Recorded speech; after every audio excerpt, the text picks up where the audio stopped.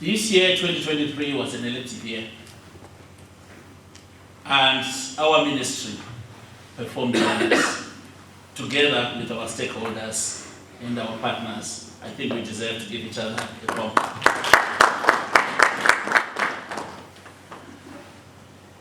We worked very hard with limited resources. For some strange reason, we are the least funded ministry in the whole of government. But we are the ministry that sits at the heart of the government message. So therefore, with help and support from different partners, and of course, we can't dismiss the help and support we got from Treasury, we managed to achieve what we achieved. And Zimbabwe is where it is, branded the way it is, with the people having a buy-in of the national programs because we communicated. Yes, we are beating ourselves, we're beating our chests with pride because of the performance we gave. But we know that there will always be room for improvement. And we know that our sector is not where it's supposed to be. And from this gathering, we should come up with a plan on how we will make our sector to be where we want it to be. It is this same year, at some point, that we were criticized by His Excellency the President as a sector. And may I make it clear to those who might have misread the admonitions from the President. He criticized the sector, not the ministry. If you check the text of the speech, and if you listen to his words, he criticized the sector. What it means is the President criticized everyone in here. So Zuj, I know so your members were writing, the ministers, no, you were criticized. Every stakeholder here was criticized. But we knuckled down. And here we are. Even Dr. Paraza, when he was presenting, he said we performed well. Because we did. See? Critically analyzing your work and always demanding more from yourself and better from yourself is good for development. It's good for our country. It's good for self-actualization. And we should do that here. We should do that with candor. We should do that with honesty. We should self-introspect. We should reflect. And we should be so critical because we are demanding more from ourselves. The ministry, every 5 years, the ministry is given a mandate. Of course, it comes, you work with it every year because it's in the blue book. But every 5 years, that's when you review. A couple of weeks ago, we were already working on whether we are making changes to the mandate and so on. But let's go to the core mandates of the ministry, because this is what's going to inform the strategy that's going to come out of here. I'll just work on probably about 7 bullet points. I'll quickly run through them. I know it's boring stuff because it's dry. But this is what the ministry is supposed to do. And as a sector, this is what we are supposed to drive towards together, all of us. We are supposed to develop policy and legal framework that promotes growth of a modern and a vibrant information and broadcasting industry. All of us. We are supposed to develop and project a national viewpoint. All of us. We are supposed to bridge the rural-urban, north-south information divide. Again, all of us. we are expected to articulate and promote government policies and programs, because government policies and programs are our policies and programs as a nation, because that's what elections are there for.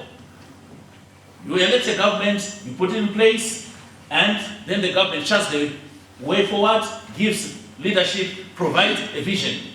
So that vision is our mutual vision. We own it. We're supposed to articulate that. We're supposed to facilitate a two-way communication between the citizenry and the government. That's what we're supposed to do.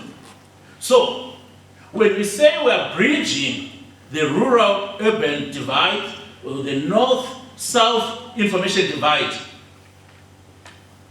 if there is a section of this country that is not getting a radio transmission, we're failing.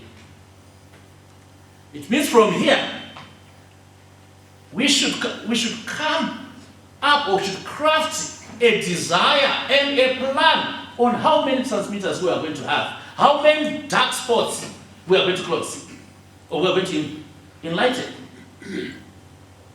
If, say, government has rolled out about 18 transmitters for digital television, and then licensed a number of television stations, and they are capacitated, they are on air, but the information is not going to the people. People are not watching that television in their houses. And then government has made a move and said, okay, what's the problem? Somebody says, oh, it's the set-top boxes, and government says, we're buying 50,000. Let's make sure they help the people. And the set-top boxes are in our warehouses.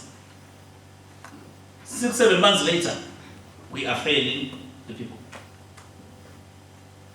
And if we come from here, we review that failure, and we still don't have a plan on how we are going to make better, and we perform the same way, we are failing the citizens. So we may do all this other stuff and get our bonuses, and so be so proud of ourselves, because I'm very proud, and I thank you for giving me pride, because I was reappointed, which was kind of an endorsement, right? Because of the performance which you all did. So thank you for that. Because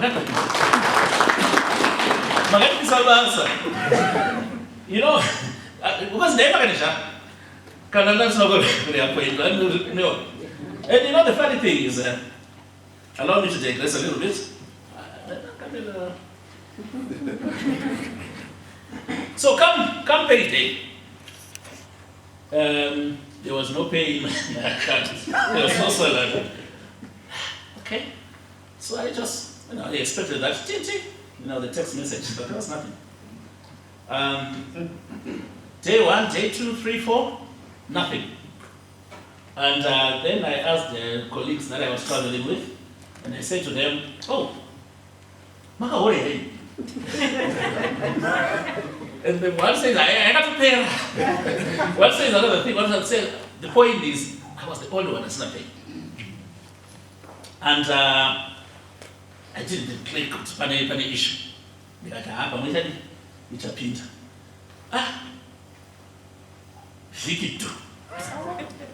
Nothing. What in God's name is happening here? Okay. That's our phone, our HR.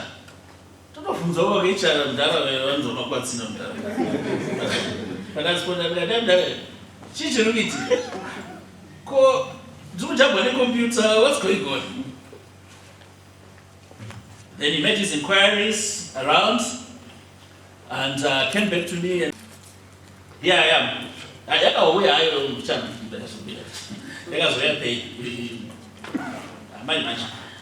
But the point is, the renewal of the contract was not automatic. The extension was not automatic. The automatic thing was we had come to the end and the performance had to be reviewed, and those ones were the constitutional power to do so reviewed and said we deserved another shot at it. because we had unfinished work to finish. The unfinished work, colleagues, is to make sure that there is uninterrupted information flow between government and the people, and between the people themselves, and there's a buy-in to national programs that everybody feels that they own this country. Everyone, every Zimbabwean should feel that they own this country. They own every program. They own the national agenda. They can only do that when there is a free flow of information so that they can buy in. They must be persuaded that we are going in the right direction. If we are not going in the right direction, we change direction. But they must be aware of what's happening around them. They must be aware of what's happening around the country. They must be aware of what's happening internationally. And internationally, people must be aware that there is a Zimbabwe, a more beautiful Zimbabwe, a nice Zimbabwe, a Zimbabwe that's going somewhere out there. It means it's the Zimbabwean story told by us in our own way, building our own image in the way we want to craft it. That's what we're here for. This ministry has the mandate to brand the country. It means if we've got a soiled image out there, we are failing. Together, every person that's seated in this room was particularly chosen because they've got a critical role to play in the communication agenda, in the branding agenda. We're not being random. I'm not going to be a partner. We specifically chose who we wanted in this. So as we go into this afternoon, I know our stakeholders you are going to make your presentations, they're going to tell us your expectations, they're going to tell us what you're going to contribute, and so on and so forth. Take that seriously because we do. We take your presence here seriously. We value your contributions. By all means, this is a nice result. But originally, I